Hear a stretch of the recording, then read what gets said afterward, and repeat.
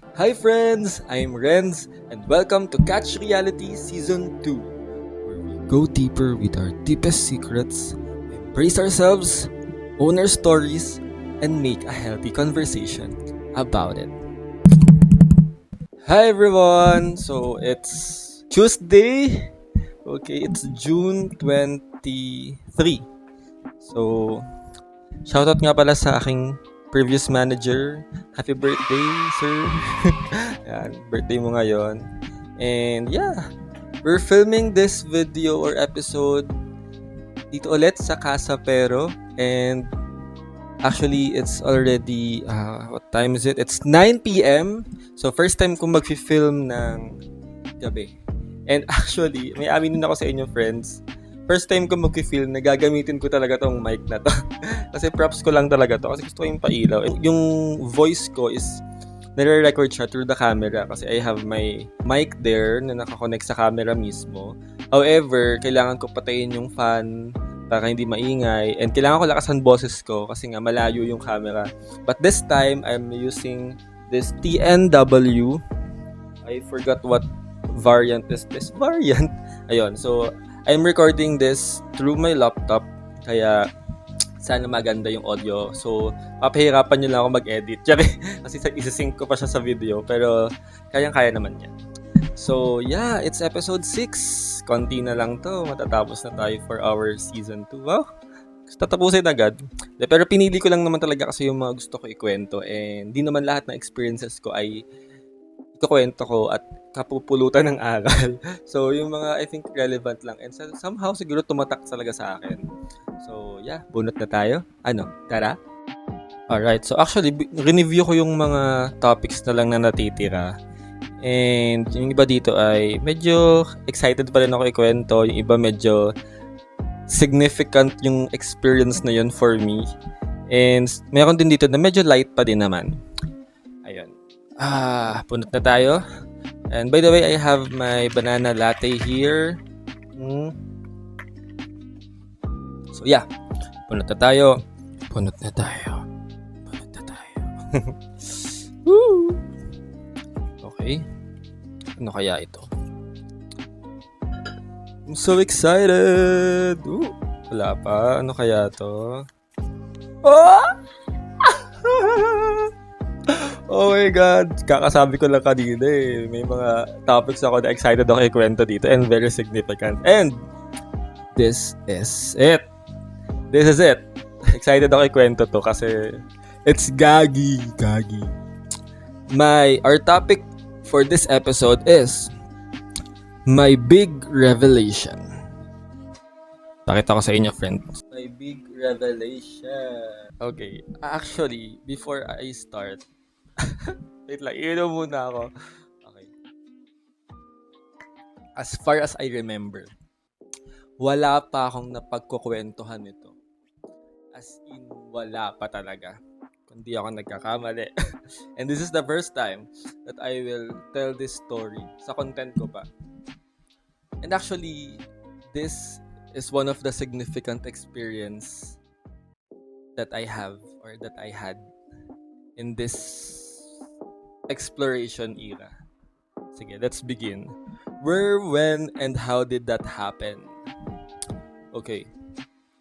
This happened during my exploration era, post-pandemic. So, meaning, I think that was 2021 or 2022. I'm not sure with the date. Basta alam ko, post-pandemic ito. Ayan. It happened in Antipolo. So, since nga I'm fully aware naman na nasa exploration era ako that time, I'm using the app, G-App, and dumating yung point na I chat with this good-looking guy.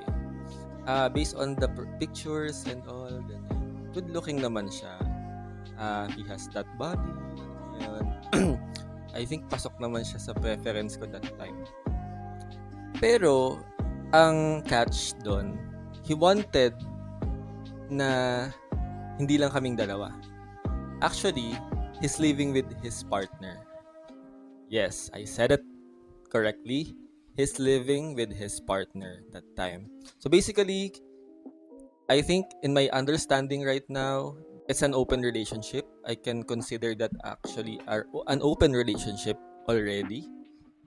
Pero siguro that time di ko pa siya na grasp or hindi ko alam kung open ba sila that time. And at the same time, hindi lang ako. Kumbaga, meron pa silang isang kausap na gusto ding i-invite. So basically, they wanted, ito bang foursome? I'm not sure. Pero it's more than 3. It's more than the 3 of us. So basically, we're 4.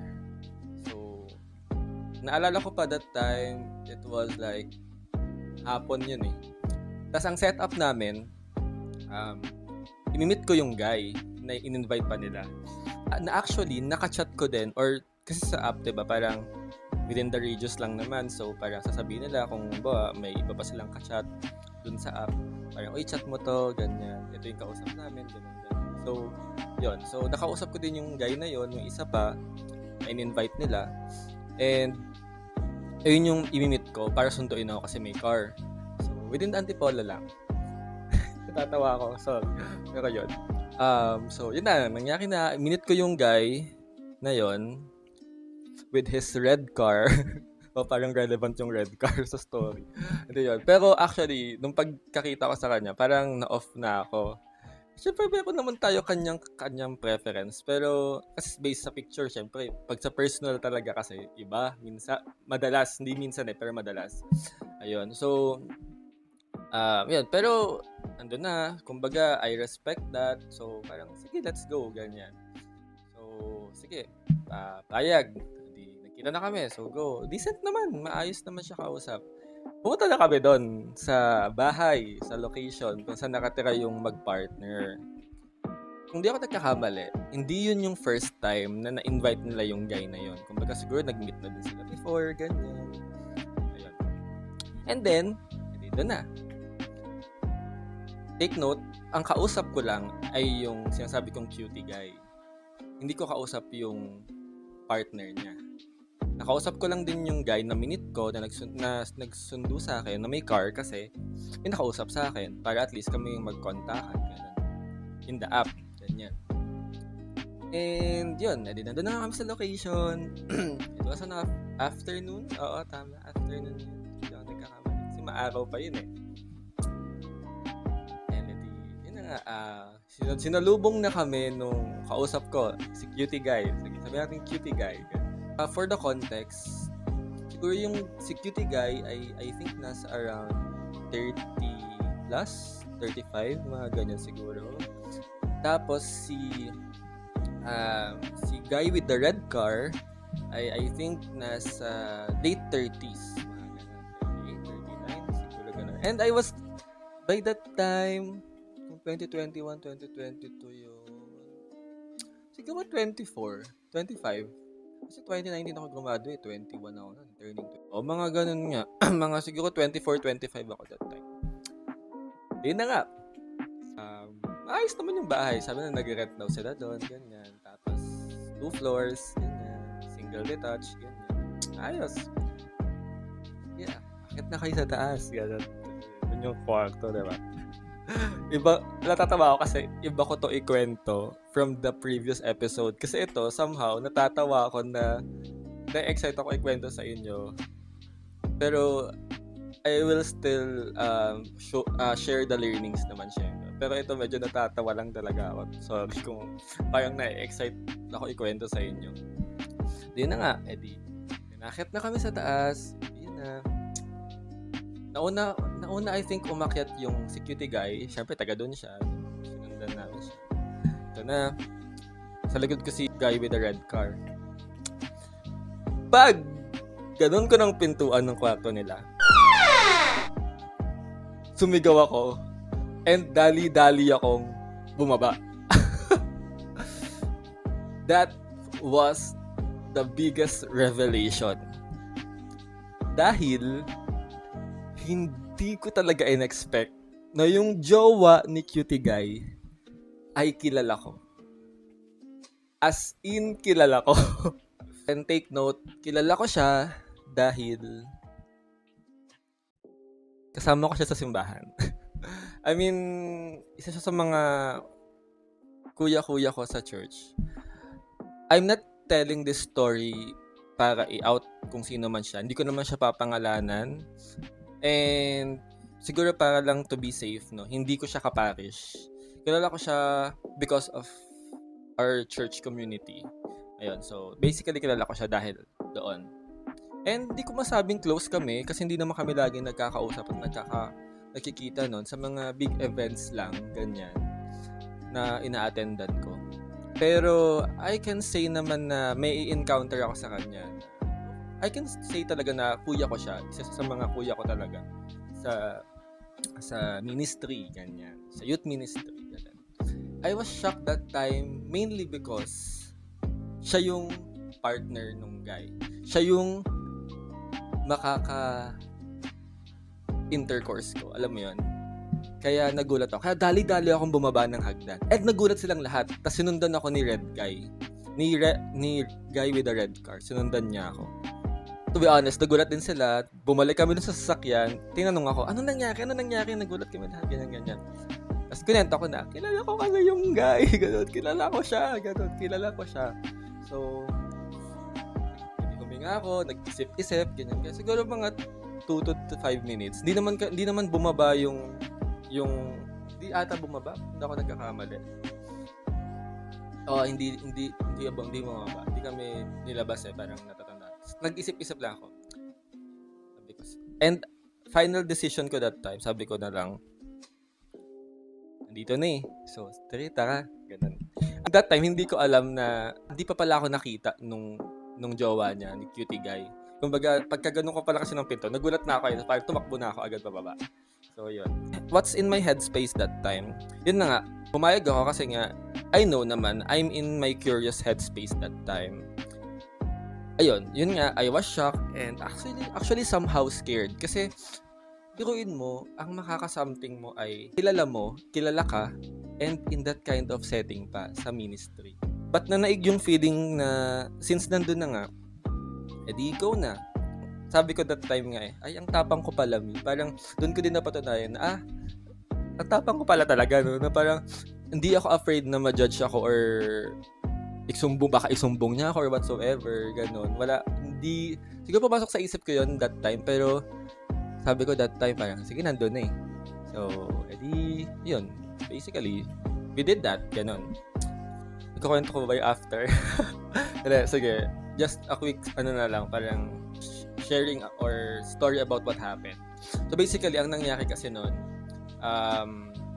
yun nga, nagulat sila na ako pala yung nandun, edi nagkausap na parang, ikaw pala yan, ganyan. Nakalimutan ko yung exact words or conversations namin, pero basically, we did everything. I mean, we did that. We continue doing that. Pero ito pala, ang nangyari, since nga, medyo hindi namin bet, actually ako tsaka yung mag-partner, hindi namin naging bet na nga yung isa. Pero hinayaan na lang namin. Pero nauna siyang, siguro na-feel niya nga na parang hindi kami comfortable dun sa guy, no? Sa guy with the red car. So, nangyari, ginawa niya, tapos nag-release lang siya, tapos umalis na. Parang nauna siyang umalis sa amin. Ang nangyari, kaming tatlo yung mag-partner, tsaka ako yung mas nag-do. Yun na lang siguro. Parang mas nag-stay pa doon. And yan, we did that. Yan. What this experience taught me. First, there were relationships that cannot define by a single experience. Ito kasi yung siguro biggest learning dito na since nga na magkakilala nga kami nito, and I wasn't expecting na siya yung mamimit ko talaga. As in, kaya nga big revelation siya kasi hindi ko talaga in-expect na siya yung mamimit ko that time. Kasi hindi ko nga din siya close and wala naman ako alam sa background niya kung may partner ba siya or anong orientation or identity niya, ganun. Pero yun nga, wala talaga yun sa headspace ko na siya yung na may possibility na baka kilala ko yung mamimit ko. Wala talaga. Based din sa conversation namin ni Cutie Guy, wala din talaga. Parang hindi naman niya sa akin hindi niya sa akin pinakita kung sino yung partner niya. So pumayag lang ako that time. thinking or not knowing kung sino talaga yung partner niya, ganun. Ayun, I said this because after naman what happened, nung nakita pa din naman kami sa mga events, kung di ako nagkakamali. As in, parang wala naman nangyari. Parang it's still, siya pa din yung tinuturing ko at nilook up ko na kuya na nagtotalk sa amin or alam mo yun, nakakausap ko, nag-guide din sa amin.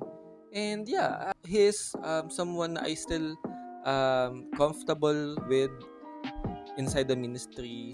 Still no judgment kung ano man yung nangyari sa amin. Parang ako, I still respect him. I respect them both.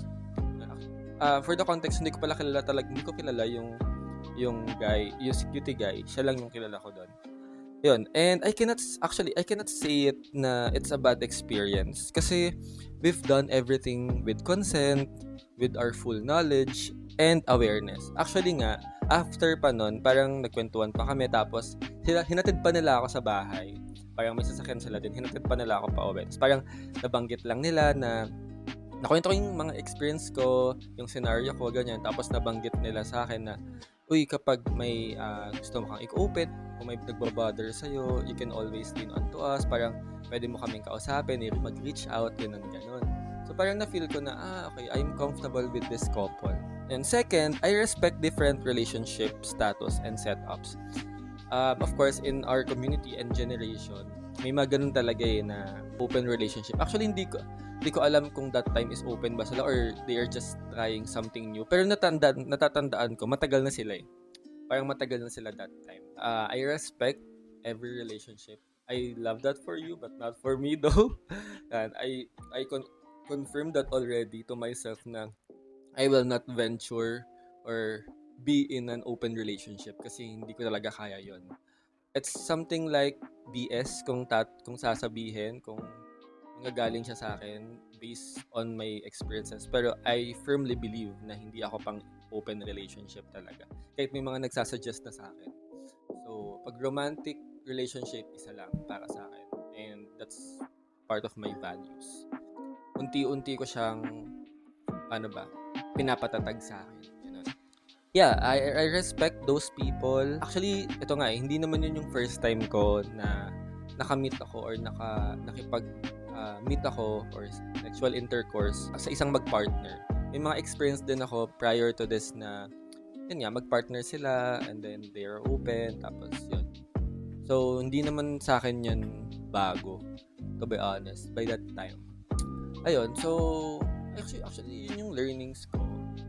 I don't know if makaka-relate kayo kung may experience din ba kayong ganito na parang you didn't know na nagulat kayo, nakakilala niyo pala yung isa, nakasama niyo, ganun. Pero yeah, that's what I've learned sa experience kong yan. Kasi medyo mababaw nga siya, pero yun nga, parang yun yung siguro yung pinaka-importante lang doon na kahit ano nangyari sa amin, parang hindi yun nag-define kung paano ko siya i-treat after. Kahit magkita pa kami several times. Actually, hindi ko na nga nakita yung partner niya. Siya lang yung nakikita ko since nga meron kaming common ground. And if you could go back, would you make the same decision? Why or why not? Actually, I would say yes. Kasi that time, nasa exploration stage ako eh. And sabi ko nga kanina, we've done everything with consent, with our full knowledge and awareness. Kaya parang sa akin naman, wala naman akong, to be honest, pinagsisihan sa nangyari. Ito pa pala, apart from that kasi, di naman siya nasundan. Wala din ako natatandaan na nag-aya siya sa akin or inaya nila ako mag-partner. Wala din ako natatandaan na ako yung nag-aya sa kanila. So, I will still do the same. Kumbaga, kung titingnan ko in a different perspective or in a wider lens, after what happened, yun nga, nagstay pa din yung respect ko dun sa guy na yun. I mean, sa kanya, yung kakilala ko. Na kahit saan kami magkita during events, church events, still, nandun pa din sa kanya yung respect ko. And part of that respect is, hindi ako nagpakita ng kung ano mang intention na mangyari ulit yung nangyari sa amin. So, yeah, I will still do the same. And, kumusta kayo after? Actually, hindi ko matandaan yung timeline, pero naging casual naging casual, and actually hindi ko din alam, hindi na kami kasi friends sa Facebook kasi nagbago ako ng Facebook, and hindi ko na din alam kung sila pa, kung open ba sila ngayon kasi hindi ko nga alam yung background niya. I mean, that time hindi ko alam na may partner pala siya, ganun. Actually, kaya kaya din pala ako nagulat kasi nagulat ako na sa Antipolo siya. Ayun. Hindi ko alam na doon siya nakatira, ganun. Kaya nagulat din ako, parang hindi ko alam na dito ka, ganun. So yun sa malaking nagpagulat sa akin. Nakapagpadagdag, alam mo yan. So yun, ngayon hindi kami na-close, di ko na siya nakakausap, di din siya lumalabas sa any feed ko. And I think wala na rin naman siya, hindi ko alam kung saan siya active ngayon sa church. Wala talaga ako alam, as in clueless. Kahit dun sa partner niya, hindi ko alam kung sila pa ba. Kasi ang tagal na nun, 2022 or 2021 yun. So, more than 5 years. 5 years or less than 5 years na yun. So, yun. Yeah, that's my story. Ayun, natatawa ako kasi isa to sa mga excited somehow akong ikwento kasi nga parang ganun yung nangyari. Parang hindi ko talaga ina-expect na yun. Pero, kung mapanood niya man to, kung sa tingin niya siya yung kinakwento ko, parang until now naman, kahit anong status mo in life or kung kayo paman ba, I can firmly say na I will never do it again with you guys. Ayun. Lalo na dun sa isa, kay Red Car. Kay Red, guy with the red car. Syempre, di talaga. Ayun. Kumbaga, wala akong connection, wala akong communication sa kanya. Siguro ngayon na-realize ko, may mga funny experience din pala talaga tayo, no? Especially for you na may mga wild experience din or alam mo yun, nag-immerse talaga sa gantong culture, hookup culture, gano'n. Siguro may mga experience kayo na baka mas malala sa akin or something na matatawa na lang kayo pag binabalikan nyo, gano'n. So, I think this story is one of my stories na matatawa na lang ako pag binabalikan ko, gano'n. So, yun. If you would like to share anything na na-experience nyo rin na nagulat kayo na parang, it's a big revelation, gano'n. You can comment below or you can DM me para mabasa natin on the next episode. And thank you pala sa mga patuloy na nanonood at sumusupport sa akin. Don't forget to follow me on my socials and subscribe on my YouTube channel. So this is Renz. See you on the next episode. See you on Friday. And happy Pride. See you guys. See you friends. Bye. Bye. Bye. Pagamitin ko na nga itong mic lag. Bye. Pag magla-live ako. See you.